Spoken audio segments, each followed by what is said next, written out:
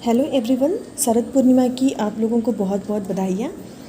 अच्छा, मैंने दोपहर में ऑलरेडी वीडियो बनाया था, पर आप लोगों की डिवाइन मस्कुलिन की एनर्जी इतना ज़्यादा इंटेंस पिक हो रही है मुझे मजबूरन अभी इस वक्त एनर्जी चैनलिंग करनी पड़ी, क्योंकि बहुत ही ज़्यादा सैड एंड ग्रीफ वाली एनर्जी एंड क्राइंग वाली एनर्जी मुझे पिक हो रही है।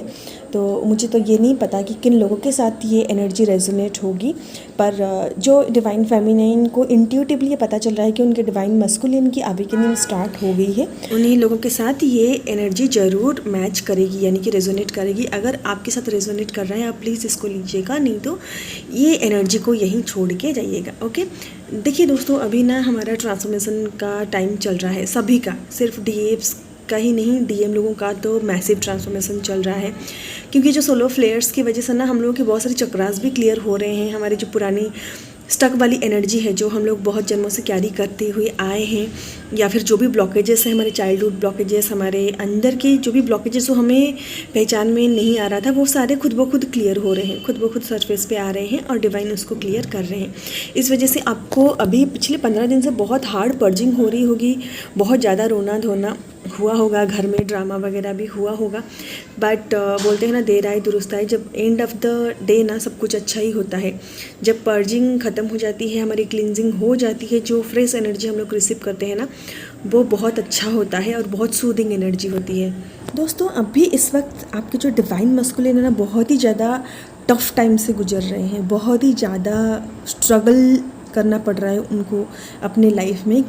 इवनिंग से ही मुझे आप लोगों के डिवाइन मस्कुलिन की सैड एंड एंग्जाइटी वाली एनर्जी पिक हो रही थी, पर कहीं ना कहीं मैं अवॉइड कर रही थी, क्योंकि मुझे भी रिचुअल्स करने थे एंड शरद पूर्णिमा को मुझे भी मेडिटेशन करने थे। पर इतना ज़्यादा अमाउंट में मुझे ये सारी चीज़ें पिक हो रही थी ना, मैंने सोचा अगर मैं डिलीवर नहीं करूँगी तो शायद मैं अपने रिचुअल्स भी प्रॉपरली नहीं कर पाऊँगी।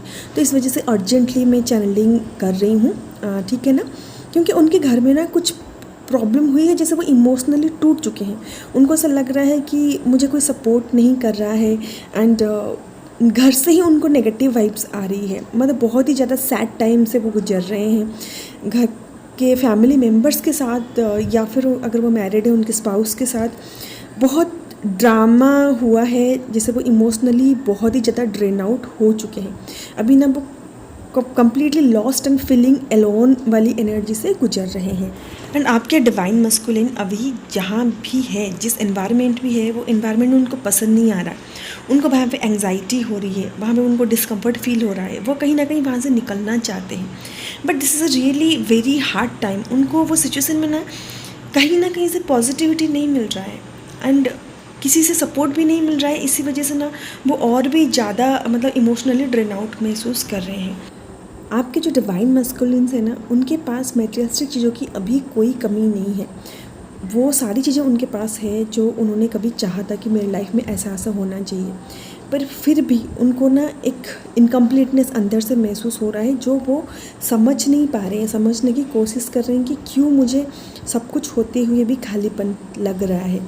एंड जो भी सिचुएशन में वो है, जहाँ पे वो है, वो सारी सिचुएशन को वो छोड़ के जाना चाहते हैं, पर उनके अंदर जो fear and instability and insecurity का जो इशू है ना, वो भी सरफेस पे आ रहा है कि अगर मैं छोड़ के चला जाऊंगा तो फिर ये सब कैसे होगा। और इस सिचुएशन में कहीं ना कहीं वो आपकी तरफ ड्रॉन हो रहे हैं, यानी कि आप उनके सबकॉन्शियस माइंड में कहीं ना कहीं चल रही हैं। उनको आपसे कोई एनर्जी नहीं मिल रहा है, तो वो ये सोच रहे हैं कैसे भी हो इस पर्सन से थोड़ा सा बात हो जाए, या फिर कैसे भी थोड़ा सा इंटरेक्शन हो जाए, ताकि आप से उनको थोड़ा सा पॉजिटिविटी मिले।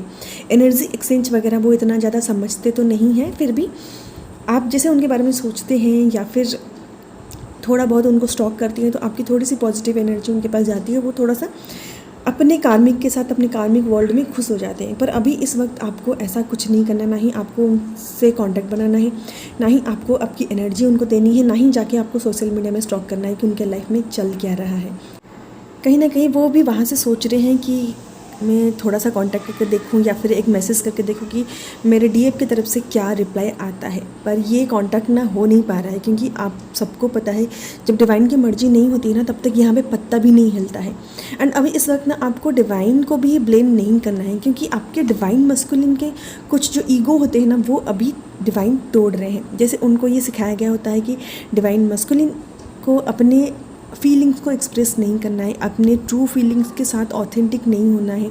अगर डिवाइन मस्कुलिन अपने फीलिंग्स को एक्सप्रेस करते हैं देन वो वीक हो जाते हैं, लोग उनको कुछ भी बोलने लगते हैं, लड़की बोलने लगते हैं। इसी वजह से ना ये सारे जो उनके लिमिटिंग बिलीव्स हैं ना, ये अभी इस वक्त डिवाइन उनके तोड़ रहे हैं। जब वो ये सारे एनर्जी से बाहर आएंगे तब भी वो अपने इनर फेमिनिन के साथ कनेक्शन में आ पाएंगे, ठीक है।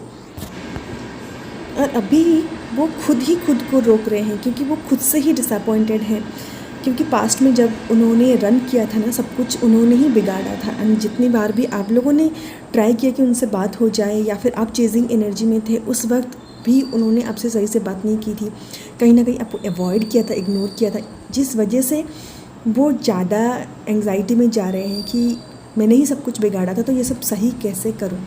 बट डोंट वरी, ये उनका ट्रांसफॉर्मेशन का टाइम है। अभी इस वक्त आपको बिल्कुल भी डिस्टर्ब नहीं करना है, ठीक है। जब ट्रांसफॉर्मेशन होता है ना तो बहुत सारी चीज़ें सरफेस पे आती है रिलीज़ होने के लिए। ये सारी चीज़ें हम लोगों को बहुत अच्छी तरह से पता है, क्योंकि चीज़ें सरफेस पे आती है तभी वो हील होती है या फिर रिलीज़ होती है।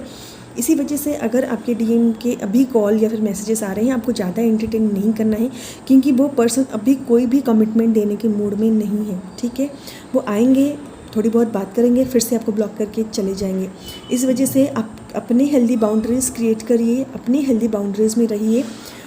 उनको ज़्यादा एंटरटेन नहीं करना है कि आपकी हीलिंग एनर्जी उनको नहीं देना है। उनको हीलिंग के बारे में, न्यू मून है, फुल मून है, इनके बारे में उनको नहीं समझाना है।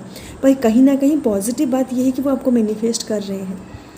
देखिए, जब तक एक डीएफ की चेजिंग एनर्जी एक डीएम को मिलती है ना, and positive energy, healing energy एक डीएम को मिलती है, डीएम अपने दुनिया में अपने कार्मिक्स के साथ बहुत खुश रहते हैं, ठीक है। जब भी कार्मिक्स के साथ कोई डिस्टर्बेंस होता है, एंड ये कैसे होता है, जब डीएफ अपना एनर्जी देना बंद कर देती है, अपनी जो पॉजिटिव या फिर हीलिंग एनर्जी को अपनी क्रिएटिविटी में या फिर अपने काम में लगा लेती है, तो डीएम को वो एनर्जी नहीं मिल पाती। और उनके लाइफ में जब डिवाइन से डंडे पड़ते हैं ना, उस वक्त उनके आँखों के ऊपर जो पट्टी बंधी होती है ना, वो धीरे धीरे खुलने लगती है और उनको सच्चाई समझ में आने लगता है। और जैसे ही उनको 3D वर्ल्ड से या फिर कार्मिक पर्सन से या फिर अपने कार्मिक पार्टनर से ट्रिगर्स मिलने लगते हैं, तब वो अपनी डिवाइन फेमिनाइन को याद करने लगते हैं। क्योंकि डिवाइन फेमिनाइन जो होती है ना, वो मदरली फिगर होती है, मदरली नर्चर करती है डिवाइन मस्कुलिन को, जो एनर्जी उनको और कहीं पे भी नहीं मिलता है। इस वजह से अभी इस वक्त आपके डीएम के लाइफ में जो भी पीरियड चल रहा है ना, आप उनको हैंडल करने दीजिए, आप बीच में मत आइए, ना ही आपको कोई हीलिंग एनर्जी उन तक पहुंचानी है। क्योंकि डिवाइन मैस्कुलिन्स जो होते हैं ना, वो लॉजिकल होते हैं। जो चीज़ को वो प्रैक्टिकली फेस करते हैं, उसी से वो सारी चीज़ें सीखते हैं। जो सारी चीज़ें उन तक इजीली पहुंचाई जाती हो ना, वो उसकी वैल्यू नहीं करते हैं। इसी वजह से ना ये जर्नी उनकी भी है, उनको भी इससे सीखना है, उनको भी 3D मटेरियलिस्टिक वर्ल्ड से ऊपर उठना है। So let him handle, okay, you don't interfere into anything. And अगर आप ये भी सोच रहे हो कि मेरा ही पर्सन है, मैं थोड़ा सा हीलिंग एनर्जी सेंड कर देती हूँ, उसके लाइफ में सब कुछ आसान हो जाएगा, आसान नहीं होगा। जो चीज़ डिवाइन ने उनको दिया है, जो सिचुएशन डिवाइन ने उनको दिया है, ताकि वो सिचुएशन से लड़े और वहाँ से कुछ सीखे। अगर आप उनको हीलिंग एनर्जी सेंड करते हो, उनके मुश्किल को आसान बनाने की कोशिश करते हो ना, आप डिवाइन के काम में इंटरफेयर कर रहे हो और आप अपनी जर्नी ऐसे ही डिले कर रहे हो। क्योंकि जो चीज़ जिस वक्त उनको सीखना था, उस वक्त उन्होंने वो चीज़ नहीं सीखी, तो डिवाइन ऐसा कोई सिचुएशन फिर से क्रिएट करेंगे और फिर से उनको वो सिचुएशन में डालेंगे। तब तक आपके डिवाइन मस्कुलिन इधर उधर थर्ड पार्टी में भटकते रहेंगे।